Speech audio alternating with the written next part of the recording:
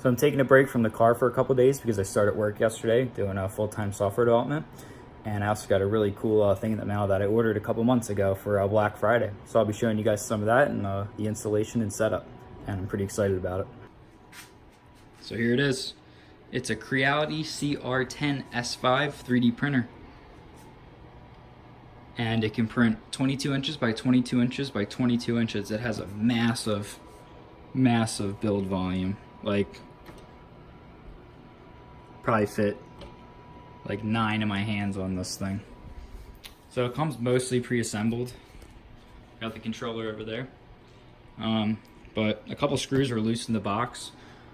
A couple of the adjust screws down here. So I'm actually gonna go through it. I'm gonna tighten every single screw on the pre-assembled stuff before I start putting up the moving gantry and whatnot. So I got a bunch of hex heads that I'm gonna be tightening. You can kind of see they're not really that tight. So I'm gonna go ahead and snug them all up. I got all these too. This is the base. Over here is the moving gantry. Goes up and down this way. So this actually bolts on to there with a couple brackets provided in here. There's the stop switches and everything. They also included some filament. I didn't order any filament because I wasn't expecting to be coming today. We got the color tubing, I guess, that goes along here. Power USB. And we got the controller over here. Pretty beastly guy. You can really see how loose these ones are. This one I tightened down. Not really going anywhere, but like this one. Like, look at that.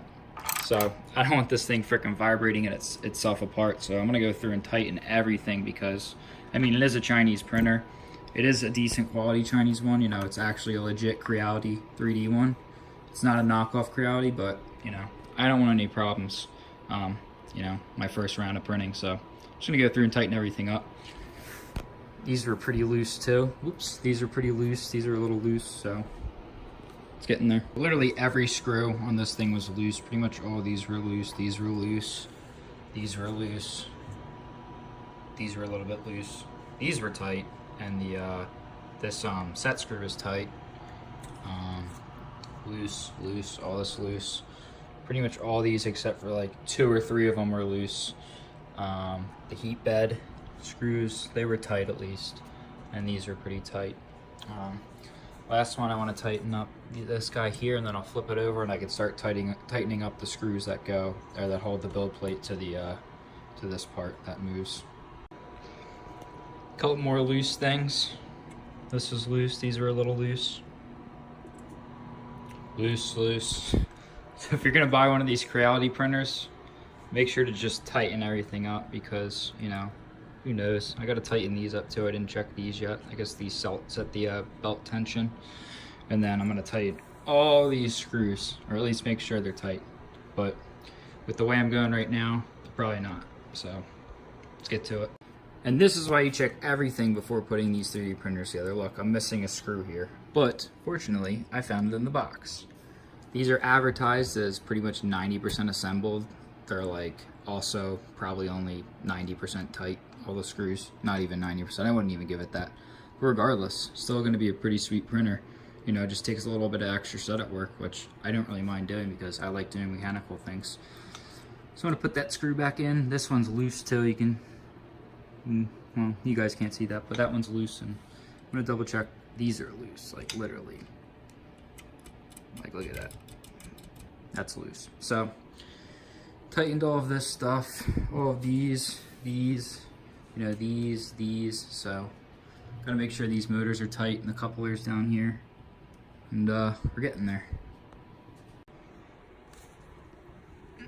Oh man.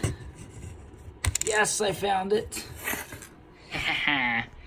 Hidden under this crap. But this guy was missing between here. So one goes on the outside and one goes on the inside, and I tightened it down without the inside one. I was like, what the hell's going on? And then I look down there. You can kind of see that one. See that gap there? You might be able to see it, but basically it goes There we go. Nut, washer, washer, and then thing. So I'm glad I found that. One less trip to Ace. 3 hours later. Actually though, well, maybe not 3 hours, but an hour. I got all these tightened. I got that one screw situated, wherever it was. I don't know, somewhere over here. But yeah, I mean, I'm not surprised. This thing's been probably on a boat all the way from China. It's probably been thrown around in UPS and whatnot. So, I mean, I don't care having to do a little extra assembly. I don't even know how they assemble it in the first place. They might as well just send it as a kit, but it doesn't matter. Alright, so now it's time to put the moving gantry. Bolt that on to right here. The supplied bolts and I guess like rail screws or rail sets, whatever you want to call them. And then we can start putting together the controller, this blue stuff which goes along like here, and get her powered up and try and level it and jog it around, I guess. Just out for a rip, are you, bud? Oh yeah. Uh-oh. Get this out of here. Alright. Oh man, this thing's big. So I got everything tightened up. Everything's homing. I had a little issue with setting the clearances here right, because it was stopping a little bit, but I got everything assembled. I'm really happy with it. I sounded like I was kind of knocking it because none of the screws were tight, but like, I mean, I expected that. I expected there to be setup work. That's why I bought this one. But I mean, it's pretty sweet so far. The Z's honing. It's going slow, or homing. Oh yeah, there she goes. So I'm gonna get it homed. I'm gonna try leveling it, and then I guess I'll try and do a little test print or something. So I'm gonna attempt to load the PLA. I got the nozzle heating up now. I also added this little thing on here. It's like a little badge thing for the place I work, and basically just keeps this up instead of hanging down there, so it doesn't hit the prints or anything. Just something I saw on the internet that I wanted to try, you know. Let me actually center this, maybe.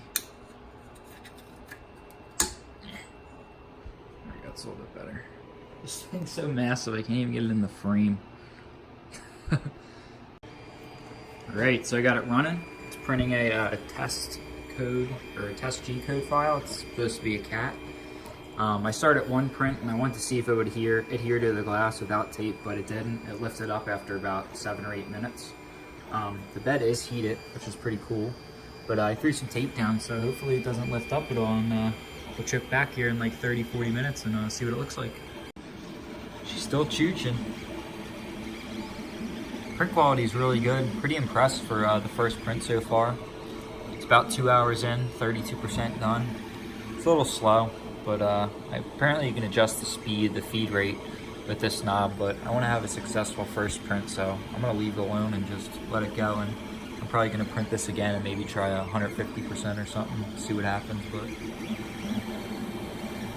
good quality.